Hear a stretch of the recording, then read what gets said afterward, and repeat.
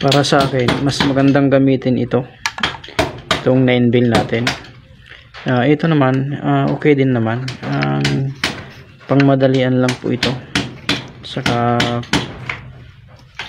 makaka-less tayo ng gastos pag ito yung gagamitin natin, yung mag-fabricate tayo. So ayan, ito yung ano natin, installan natin na bahay.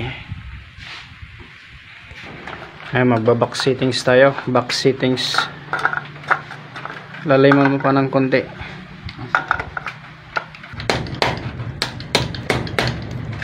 So ayan, magba-box settings po tayo. Mayroon tayong i-installan na buong bahay. Ayan. So magba-box settings tayo. So, magpa-fabricate muna tayo ng mga box. Ipapakita ko lang po sa inyo kung paano mag-inbell. Yan.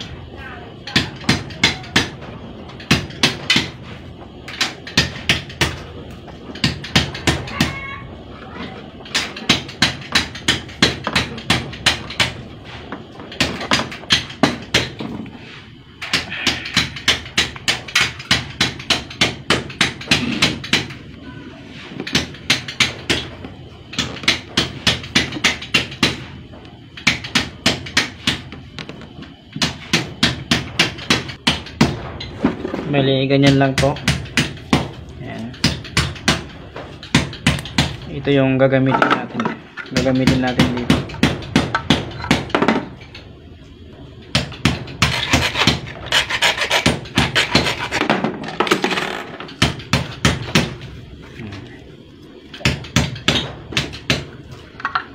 Ito yung ginagamit natin dito. Yung mga iba, yung ginagamit nila ganito. Ayan.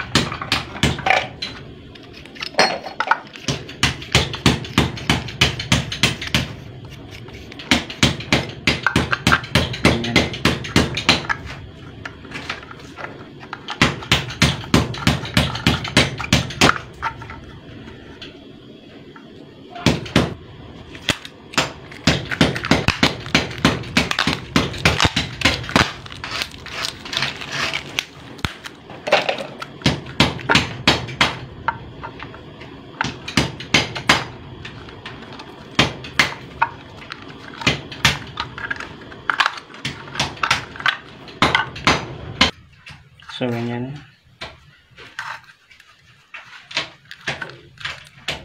Ngayon mag-hub naman tayo.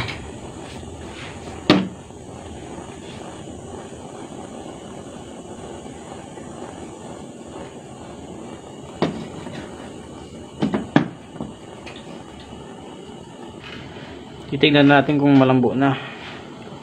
Kulang pa.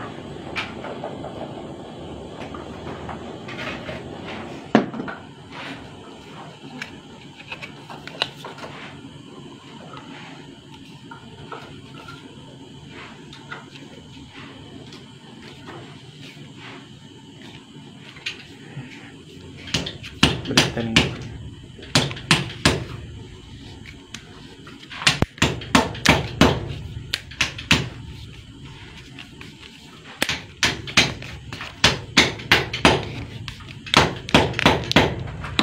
So itong hub na to, ito yung papasok natin kung ayan, lalagyan ng solvent. Ayan.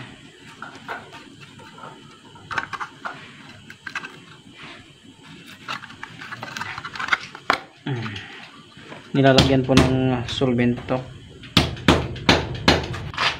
Isa pa, sunugin nyo lang po ng ganyan, huwag masyadong malakas yung apoy. Yan.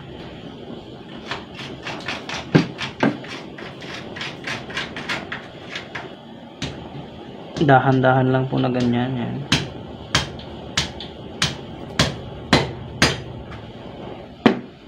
Tignan nyo lang kung malambot na. Ayan.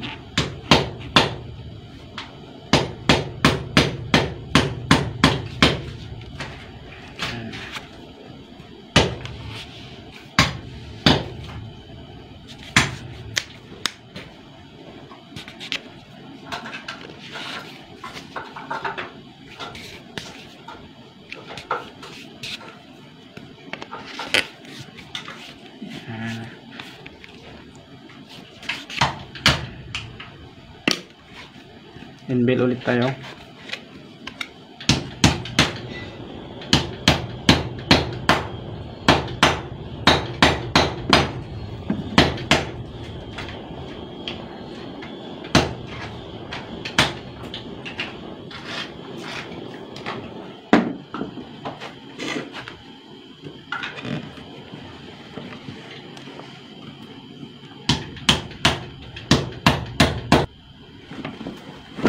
Ayan.